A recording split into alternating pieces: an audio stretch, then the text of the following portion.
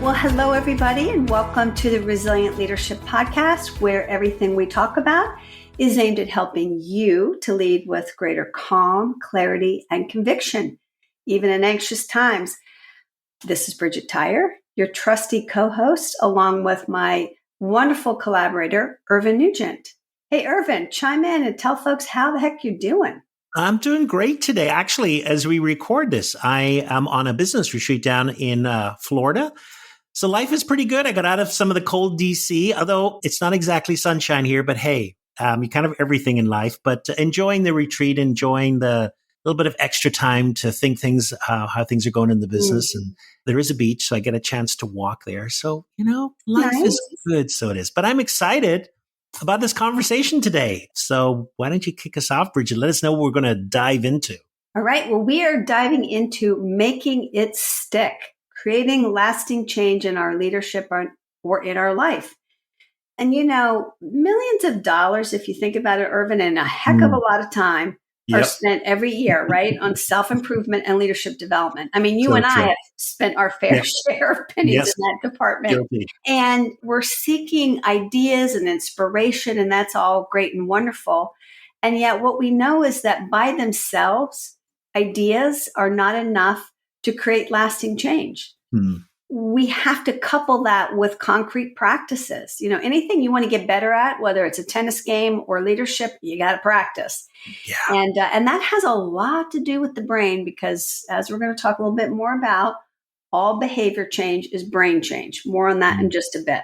But I'm curious, Irvine, you wouldn't have gotten into this profession if you didn't believe that human beings were capable of creating meaningful and lasting change. Yep.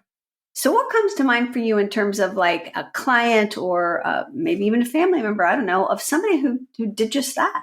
Yeah, it's such an interesting question because I think sometimes change is elusive.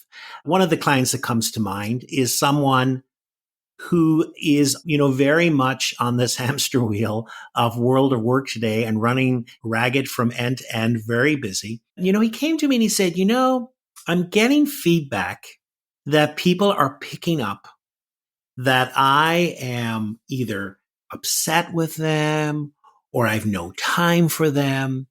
And he goes, nothing could be further from the truth. And so it was interesting. He said, I don't know how to change that. And so we kind of talked about it. One of the things that came out from that conversation is literally this poor man was leaving 1 minute and almost running to the next meeting. And so he would come in, he would sit down, and, we talked about whatever energy was coming from that previous meeting was coming into that people. We talked about how people pick stuff up. And so we developed this little practice, which I've used before, which is, the threshold, that as we pass through a threshold, can I be more deliberate in the presence that I want to bring to this new place? And so I said, could you give me 15 seconds? And he goes, yeah, I can give you 15 seconds. I said, okay. I said, why don't you, before you walk into the next meeting, either on Zoom or in a physical room, just stop for 15 seconds to breathe in and breathe out and just say, how do I want to show up? And he was really faithful to that, so simple, yet it's the consistency, but he was very faithful to that. And he was really surprised. He said, people are picking up something different. Just that little stop. So that comes to mind, of someone that so often we think of change as something big, and it doesn't have to be, but it can have big impact. Wow, what a great idea. Because again, the simplicity of it meant that he could practice it, but yet it made a big difference for him. Yeah. I love that. So I'm thinking of an example that has recently really inspired me. Now, of course, many of my clients, and if you're listening, you know that you inspire me all the time, but I'm going to pick somebody different this time. And that's my husband, Doug, because he made a change over the last year that I feel is truly remarkable. And so what happened is, I think he decided, he didn't share this with me at the beginning, he shared it with me later, but he was longing for more contentment and more equanimity in his day. I think he felt like he got triggered easily or more easily than he wanted. Yep. he just didn't want that anymore, but I don't think he knew how to change it. So he went on a search and he was reading things, and he came across some Stoic philosophies, and he read Marcus Aurelius' writings. Yeah. Many of our listeners are probably familiar with Stoicism and Marcus Aurelius in particular. And then what changed for Doug is when he came across 3 specific things he could practice every day. These were from Marcus Aurelius' writings, and they grabbed him. They grabbed his attention. And the 3 things that he decided he would practice every day was 1, unselfish action, 2, objective judgment, which really meant to him, as he learned it, withholding judgment about another's motives. And 3, willing acceptance, particularly of those things you can't control. They spoke to him. So he put them, I don't know, on a note card, and every day, and here's how I decided to practice it. When somebody or someone triggers me, I'm going to bring to mind these 3 principles, in particular, the second one, which is to withhold judgment. And I'm going to see how that works. So, somebody cuts them off in traffic, previously a big trigger. I don't know if any of our listeners can relate to that, but if I get cut off in traffic, it triggers me. Previously, he would be like, what is with that jerk? Like, how dare he? And he said, wait a second, maybe that guy's having a bad day. Maybe he's distracted because his wife is sick or what have you. I'm going to withhold judgment. And slowly but surely, these practices took root. The willing acceptance was important because could he control if somebody else cut him off? No, he could not. And this is something that over time he practiced every single day. And what I noticed, well, first of all, I was a recipient of these wonderful practices. Yeah. And I noticed over time that he did seem to be more content. He did seem to have greater equanimity in his day. And he was much less reactive. And so it really stuck. I don't know, what stands out to you about that example? It's, oh, wow, such a great example. And I think for me, there are 3 things that are coming up. First of all, the first 2, there's a clarity there. There's a clarity about his aspiration. This is something that's happening. I'm being triggered and I want to change. So it was very, there was a clarity exactly about the behavior that needed to be changed.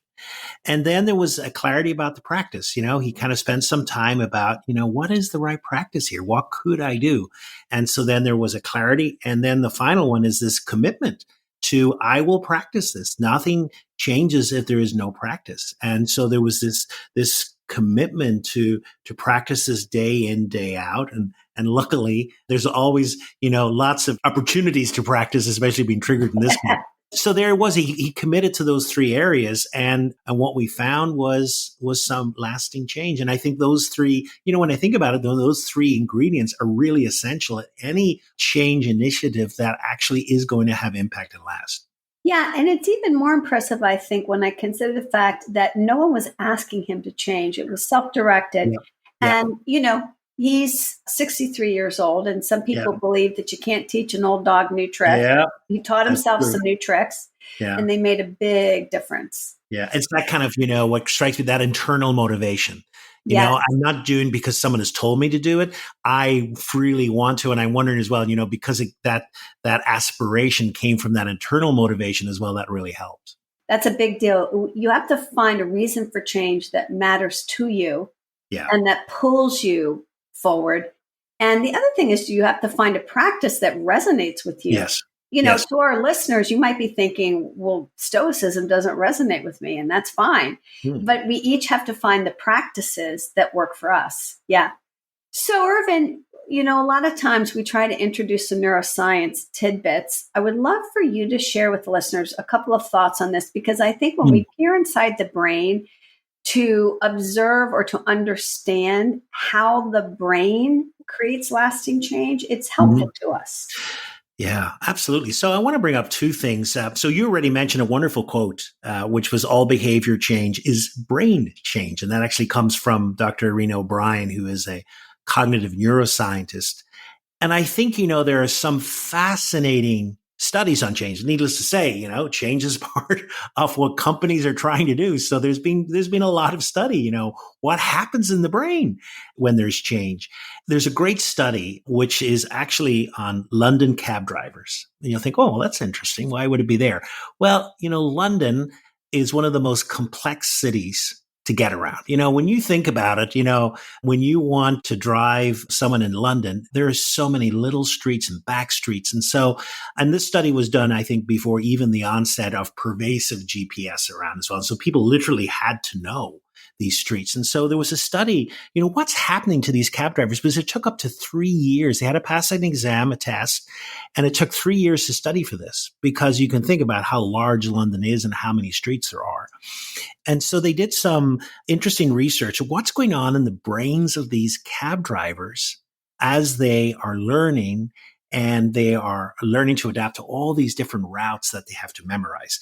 And what was interesting was, we often think there's a little part in the brain there, and it's kind of got our learning and our memory, and we kind of spurt it out. But really what was happening is the whole brain was actually changing. And really that part about spatial information, when you think about it, driving, you've got all these maps going on in your head, and you've got these streets that are coming up. And that part of the brain started to change. And literally the gray matter of the brain started increasing as they prepared for this exam. You think about that, the muscle of the brain, you go to the gym, and unfortunately, one visit to the gym does not change a lot. Darn. It requires constant practice, and 3 or 4 times a week, and then you begin to see a difference. So that's the first thing. So the first thing is, the actual brain structure itself can change. And then piggybacking on that, there's another process which is called synaptic pruning. Now, we have heard the saying, I'm hardwired to do that, and you said you can't teach an old dog new tricks. And there's a problem with that, in that it can be very deterministic, that in the sense of, once I reach a certain age, nothing's going to change. Well, actually, nothing could be further from the truth when it comes to the brain, because we are not hardwired. The brain is actually very fluid. There's a concept in neuroscience called neuroplasticity. And plasticity, there's plastic, it's moldable. The brain is changeable. And it refers to the brain's ability to learn new ways of seeing things, of doing things, well into our old age. And so what's incredible, we kind of think, that, last episode we talked about stereotypes, and maybe one of the stereotypes we have is, older people that can't change. Well, actually we can. We just have to be willing to want to do that. So I'm curious, as you listen to that, Bridgette, what does it evoke within you? A lot of hope, and a lot of, and a lot, and a lot of encouragement. Yes. Because, I think most of our listeners know that the brain is certainly impacted by life experiences, right? Yeah. And whether those experiences are traumas that we have or physical injuries, the brain can adapt and is shaped by those things. I think what we're less often aware of is that we can actually cooperate with this incredible process known as synaptic pruning and nudge it along. Yeah. We can be the authors of the rewiring of our brains, not just the recipients of rewiring. I go back to the example I shared of my husband, and I wonder how his brain looks different after a year of practicing this. We would see differences, I don't know what they would be, but we would see. Yeah.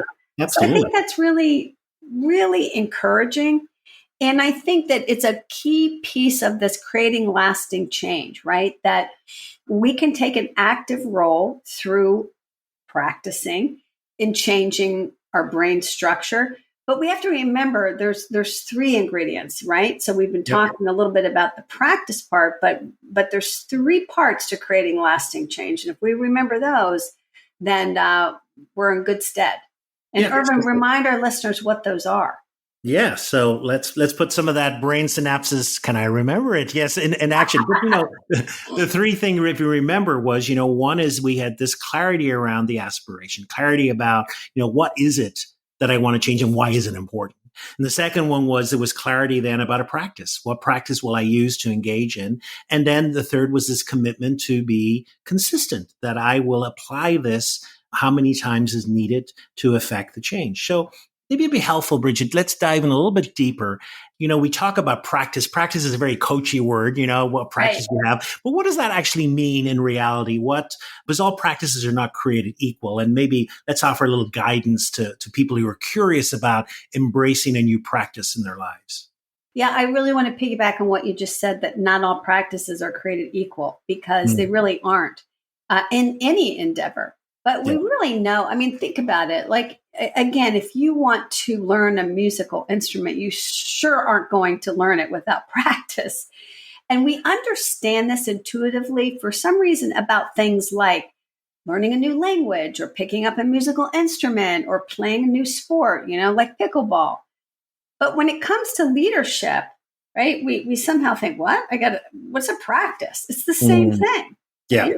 We become what we practice. Yeah. Now, for a practice to actually be effective, though, there's a couple of things, right? A couple of qualities. One is it's got to be specific and actionable.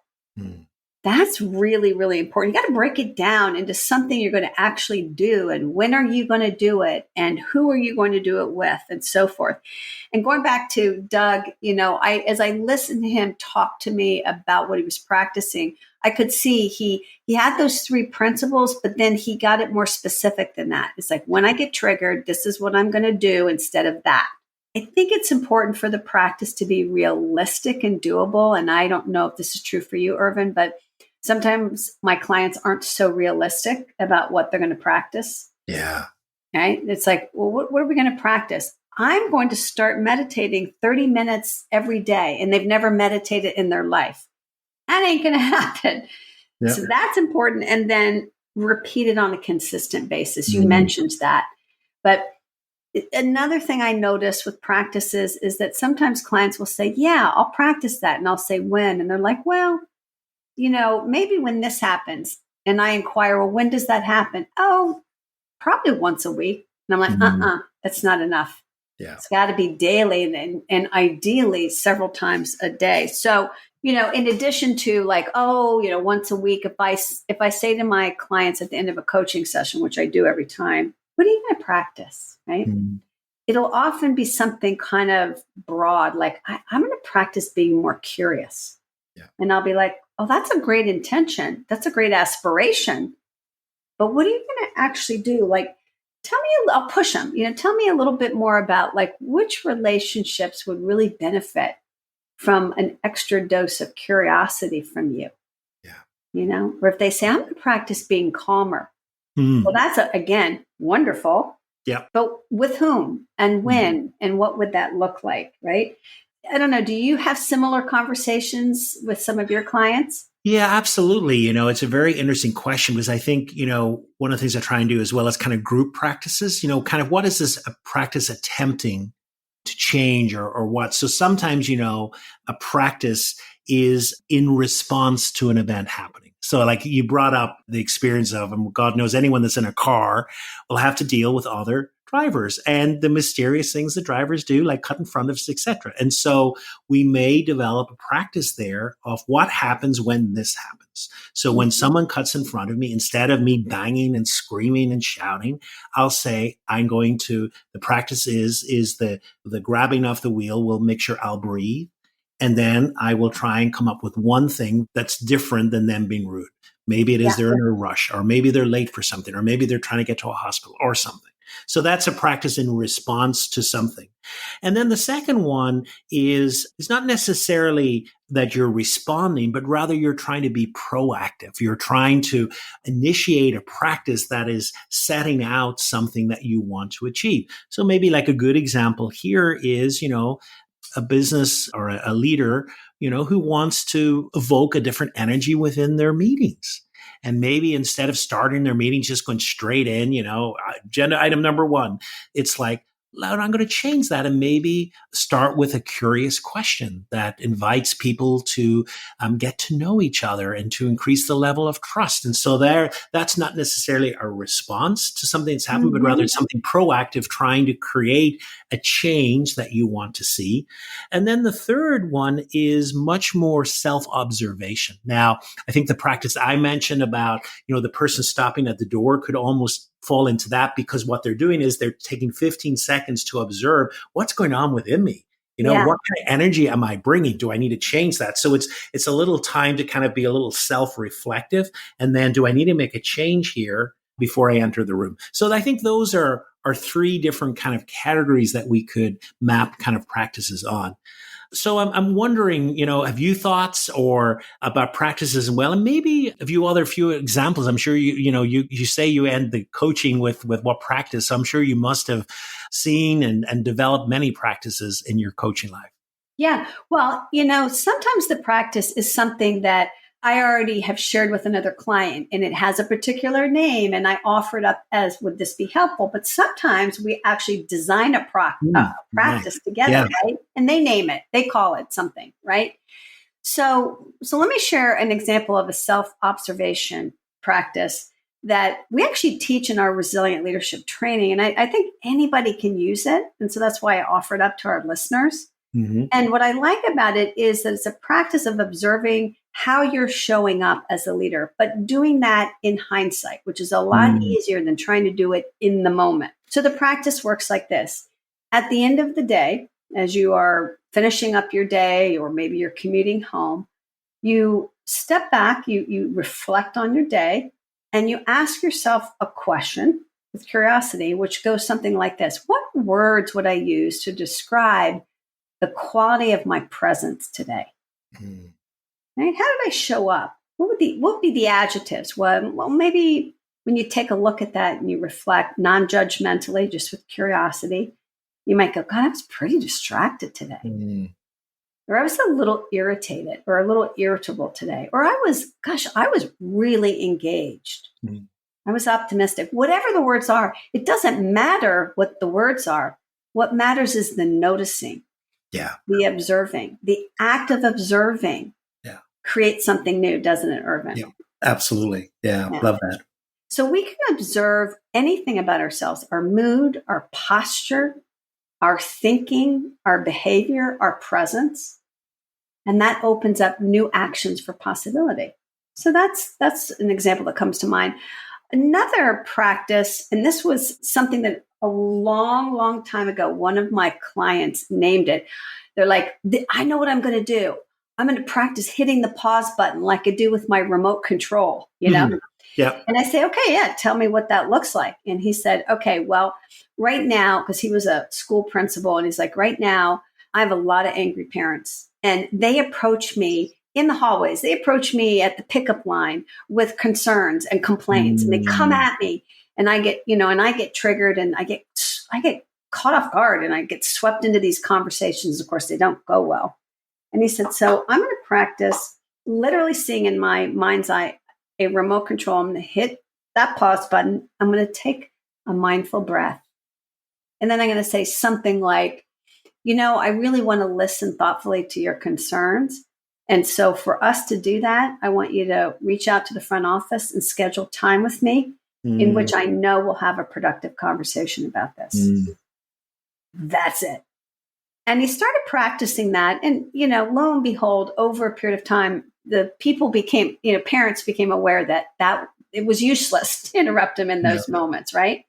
Such a simple thing. But what kind of lasting change did it create for him? Man, it made a big difference. He started feeling really different about himself. Yeah, I love that practice. I'm trying to think about another one. Oh, here's one more. This was so interesting. Coaching a client who wanted to bring more curiosity to her job because she said the following words: I'm a very impatient leader. I don't slow down for anybody. And I am all about results. And I don't think I ever really stop to get curious about why things aren't happening. And I want to do that. So she decided what she would practice. She came up with this, which is she said, I'm going to actually use the following words whenever I'm talking to somebody and I can feel impatience rising inside me. I'm going to say, I'm really curious. And then whatever comes out of my mouth next is what comes out, And it turns out that just practicing, I'm really curious, was a powerful thing for her that began to change the tenor and tone of her conversations, and the connectivity that she had with people. So those are what came to my mind. And I want to point out to our listeners the simplicity of the practices. Mm-hmm. They might not seem like, well, how can that be any big deal? And yet we become what we practice. And each and every one of those clients, it's stuck. Yeah. How about you, Irvine? What comes to mind for you? Yeah, there's a few little interesting practices as well that clients we've co-created together. I mean, I'm calling to my one client who was a little pessimistic, and he said, I can be negative, and I want to be a little more positive. And so we kind of said, I was curious. I said, I'm curious, how do you start the day? Like how does this day get rolling? And he goes, well, I get up and I watch the news, and then he starts talking, and I said, what's interesting about the news is that the best start of the day? And we kind of laughed a little bit, and he goes, now that you talk about it, there's like that 20-second part at the end, where it's something positive. It's all about what went wrong in the world. And I said, well, what could you do? I mean, I'm not saying don't watch the news, but what could you do? And he said, I'm just going to get up and have a positive intent for the day. That if everything went right today, what would it look like? And he did this little practice, and he really kept to it, he woke up in the morning, instead of turning on the news, that would be his little practice. And he said it began to have an impact. I keep thinking of that intent for the day. And I really love that example. Again, a simple something first thing in the morning, something he could practice. And it really was small, but yet began to make a difference. And he stuck with it. He stuck with it. Absolutely. Yeah. And of course, Irvine, isn't that really what we're talking about here? That whatever practice we can stick with is the one to go with. Yeah, absolutely. Yes. What is it? Yeah. It's like, how many New Year's resolutions never make it past the 3rd of January? Was they're too big? I will go to the gym twice a day, every day. Yeah, really. Oh my gosh. So true. You're just reminding me of this. So like when, we had the new year not too long ago, because it's February now that we're recording this. I found I didn't have a lot of energy around New Year's resolutions. I was like, usually I'm like, it's a new year, and I'm all excited. And I was like, I don't really have any. And then I heard something or read something. And what it was this person said, I decided I was only going to do one tiny little thing in the new year. And what it was is that I was going to pay more attention to the little details of my friends' lives. And then I'm going to follow up with them and ask them, how's your dog doing? Or, you told me you had that doctor's appointment coming up, and how did it go? She goes, because it's the little things that, I forget. Yeah. And boy, did that grab hold of me. And I thought, that's it. My aspiration this year is to be a better friend. Love it. And my practice is exactly what she said. And you know what? Because it's so freaking doable, and it connects to something I care about, I have kept that practice. I am on a roll. Love it. So Bridgette, I'm curious, we always trying to end with the practice. I feel we've got an ingrown practice here already developed, but maybe we should spell it out a little bit. Like what will we leave our listeners with today about a practice that will embody something for lasting change? Well, yeah, we're going to call this practice the same title as our episode. The practice is called Making It Stick. Love it. Right? So it's got 3 steps. And the first step is going to sound familiar to you. And that is take a moment to reflect on and identify an aspiration that you have for your leadership, have for your life, a longing for something more, maybe, or something different, or something new to take root. Pick something you care about. That's the key. So maybe you thinking, gosh, I really like to create a more cohesive executive team, but you haven't made the progress that you want. Or maybe it's a more personal aspiration, like I want to find more of my leadership voice. So that's step number 1. What is an aspiration that you hold in your heart and that you care deeply about? Step 2, ask yourself this simple question.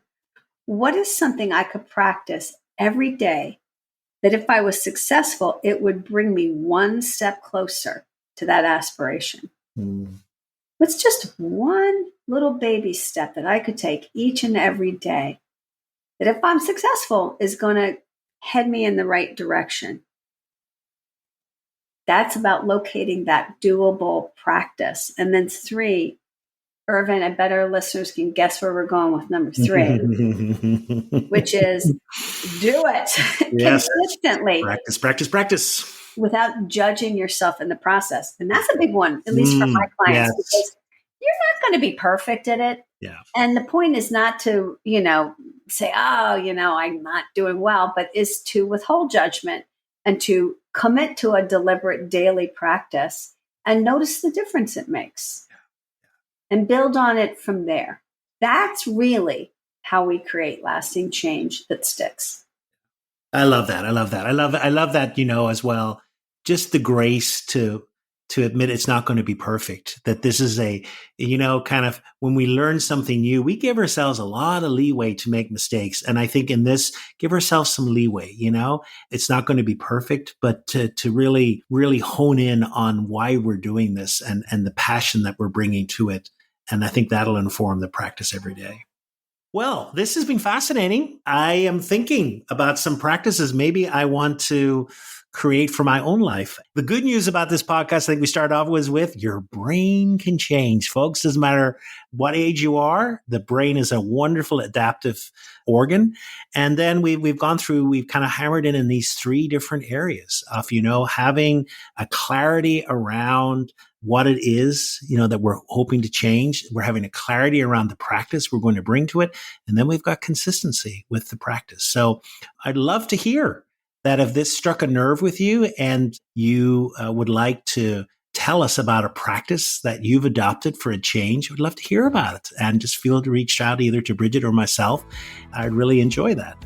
But Bridgette, as always, wonderful talking with you today. Great conversation. And thank you so much. Likewise, Irvine. Take care. Thank you, listeners. Bye now. See you next time.